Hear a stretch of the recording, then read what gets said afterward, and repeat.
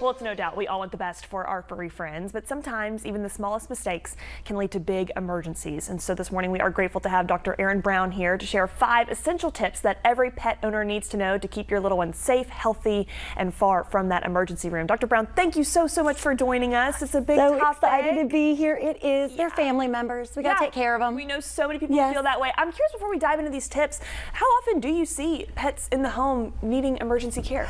Oh, I mean, I would say a day in the emergency room on a 12-hour shift, we have upwards sometimes of 30 to 40 pets coming in during a shift, and that's just a 12-hour span.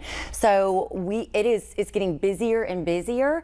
I think the more pets that we're getting, the more that we pay more attention to them, but also the access that they have to more harmful possibilities to hurt themselves or get into things as well. So I think it's just growing more, but a lot. Yeah, well, we're so grateful for the work that you and your team do, because again, like you mentioned, these babies are family to so many families across the area. So again, 5 tips to hopefully help them, keep them out of that ER. Let's start with this first one, really just preventative care. What are things we need to do on a regular basis? It's so simple. Making sure that your pets are up to date on their vaccines, heartworm prevention, and flea and tick prevention. It is devastating to see little puppies coming in with a parvovirus, which is deadly virus, super dangerous, and it is preventable by having proper vaccines done by a veterinarian, or a cat that comes in infested with fleas that is so anemic it needs a blood transfusion. So just basic things that can be so preventable, but if not, can lead you to a really scary emergency situation, not just for you and your family, but also spending a lot of money when it's something that could be so easily prevented for much less. Yeah, so again, get those vaccines, those preventative, heartworm tablets, all those things. Absolutely. I remember mushing that up for my dog when he was really little. Okay, tip number 2, you say recognize the signs of disease early. You actually say pets are pretty good about hiding the fact that they're sick. It is instinctual. Animals are naturally going to hide that they're sick until they just can't anymore. So by the time they actually show you clinical signs, we're already behind the 8 ball a little bit. So if your pet has been having vomiting, maybe respiratory issues going on for 2 or 3 days, by the time they come to us, they are already so much sicker than they really are letting on. So if your animal can't do the basic things like holding food and water down, if you're noticing breathing changes, if your cat is isolating and they're not coming out when they normally do, maybe you haven't seen them doing basic things like urinating or having bowel movements. Those are all things that once you notice those signs, don't wait days to bring them in. Get them in sooner, and that might actually give you a chance to get your regular veterinarian so you don't end up in the emergency room.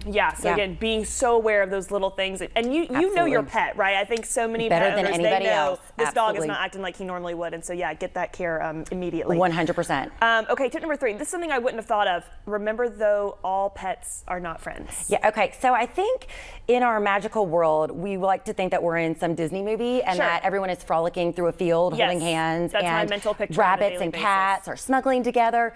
Okay, so just like people, not all animals actually like each other. And also, animals have got different personalities. So you might have an animal that if you rescued it and it maybe wasn't used to getting daily feedings, it's going to resource guard its food, meaning it's going to be very protective over its food.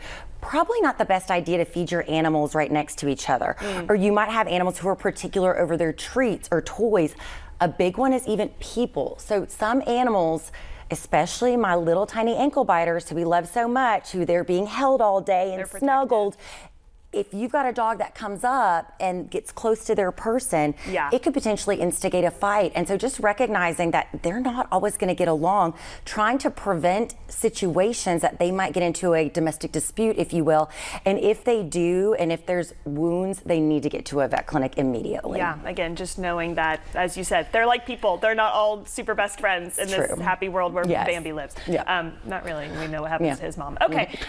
So sad. Okay, in other news, tip number 2, as we're kind of counting backwards here, toxins are really big. Keep them away from medications, even some foods you say they can't have. This is huge. In fact, this is probably one of the top things we see. There are certain foods, grapes, raisins, that can actually lead to renal failure.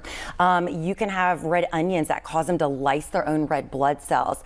Really big this time of year, antifreeze. So if they get into antifreeze, that's a huge toxin as well. And then we're seeing a lot of medications.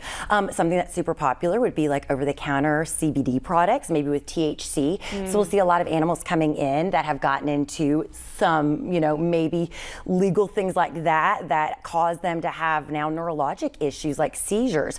And in any medication that they potentially could even get off the floor that we might not think is a big deal, could be a big deal in them. A blood pressure medication for a small dog could plummet their blood pressure. So if at any point they potentially have gotten into something and you've got any concern whatsoever, pet poison control is the best thing to do. They're going to get you on the phone with a veterinarian who's going to talk you through what the next steps are and whether they need emergency care. And that leads us to this big number one tip, your number one tip of, again, that we all need to pay attention to. I think it's a little controversial, Dr. Brown. No table food, though. So listen, I mean, pets aren't people. They are not made the same way we are.